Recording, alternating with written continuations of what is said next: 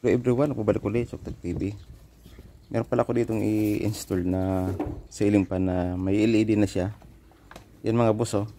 Yung laman niya, i-unboxing ko muna. Yung siyang LC, kahoy siya. Ito yung base niya. May ilaw na rin pala siya, may LED na siya. Ito yung frame niya, base. Kakabitan. Meron siyang mga tornilyong kasama. Mga boss, oh. LED siya.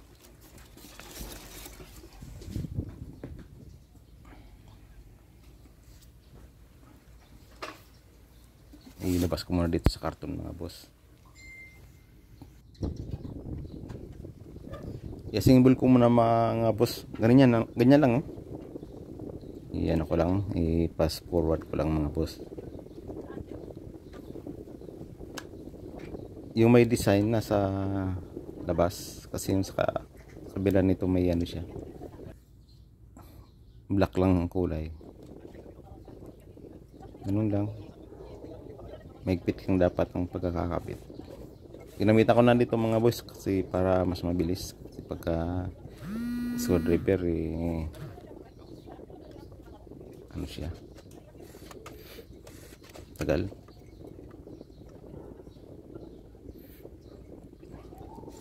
Yung mga ganito pala, mga bagong labas, mga matitipid lang sa sa kuryente. Nasa 60 watts lang. Yung lapad nito 142 cm.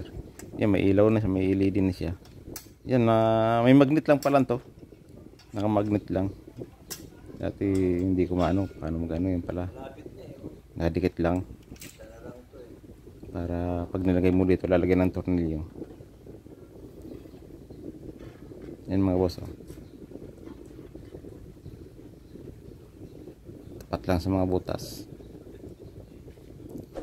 Una pala kayo mga boss sa aking channel, paki-like, paki-subscribe, paki-hit bell button para updated ko sa mga video ko na upload. Nilagay ko yung tornilyo mga boss.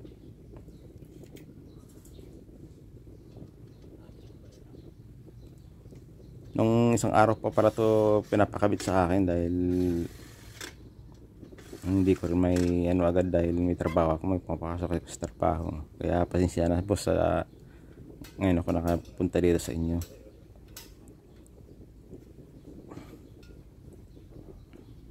Pero mga ganito basic lang naman. Step by step lang naman yung pagkakabit nito. Dati nakakabit ako nito. Hindi ganitong style yung may hinahatak pa siyang ito remote na to eh.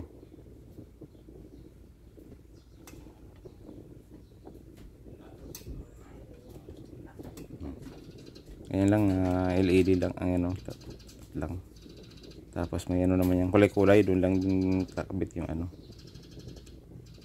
Yan, tapos ito pinupos lang to. Yan, oh. Pasok sa loob. Yan, naka-ready na siya. Yung mga wire i-arrange lang. Yun. Kailangan kasi nito pagka kinabit may katulong ka kasi pagka magi-splice ka ron. Ito yung remote niyang kasama. Meron na siyang battery kasama. Lagay ko muna sa loob.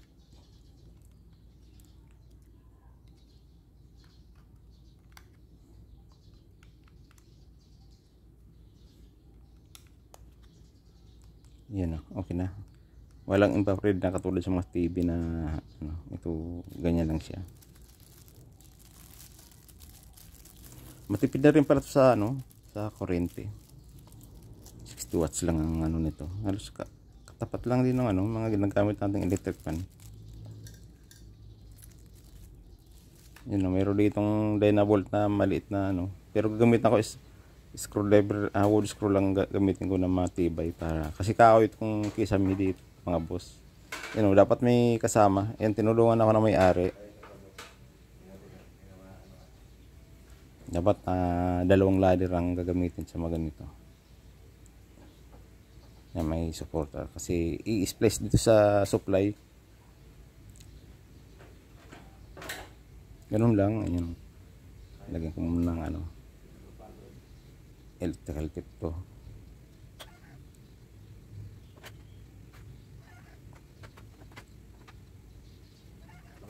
Maganda itong ganitong electric pan kasi ano, magandang design na rin siya. Bagay sa mga bahay na ano, magaganda.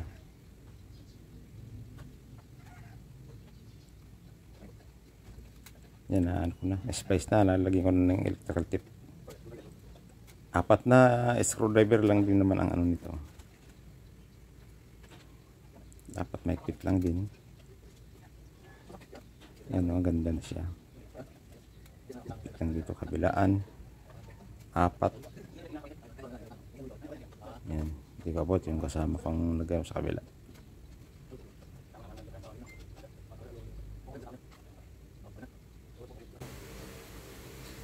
Yan, yan o. Pantay lang ba sa tingin nyo?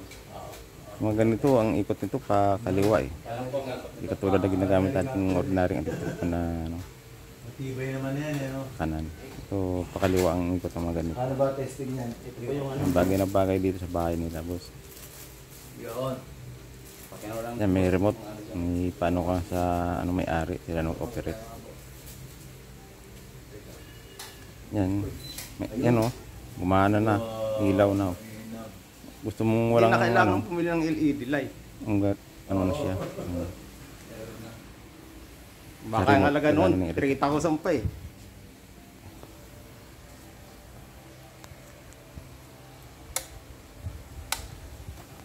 Mukhang dalawa lang. Ilang ba kulay? Ay, tatlo ba? Kulay din ah. Ang galing ha. Oh, puti. Kulay din. Oh, Oo, ganun din ano. 3. Oo. Maganda pala to. Yung mga boss, yung Paano yung pag ano yan? Pag ayun, tumunog pa. remote. Yun. Pag ganun, yung sa electric pan kasi natin pa Number 2 yan. number 3. Yan, ito pa yung ano. Ang ganda. Pangayamanin nga. Number 3. Yung number 3. Hina, ano? Parang off yung boss ha. Number 4. Ah, galing, daming speed. Okay ang hangin. Hanggang number 6 eh. Ah, gano'n? 5. 5. High speed pala yan. Ano lang, Buti maraming ano, tornilyo. basic lang palang install.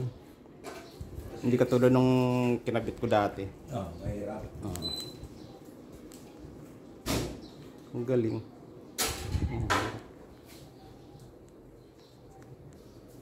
Ayos ah. Ganun lang, basic lang pala. Yan na ba yung liwanag ng ilaw niya? Tatlo nga eh. 3. Parang mayroon pa. May palakasan pang... Bagay sa gabi, maliwanag na po yan eh. Oo, maliwanag eh. Hindi ba umaano yung... Hindi. Sikip eh. Dinamihan na namin ng ano eh. Dinamihan namin na. Hindi ba babagsak yan? So, Hindi pa matibay. Ako naman. Yan, okay na mga boss, na install namin. Ganda pala siya. May 3 iba't ibang kulay na sa LED. Ganda siya.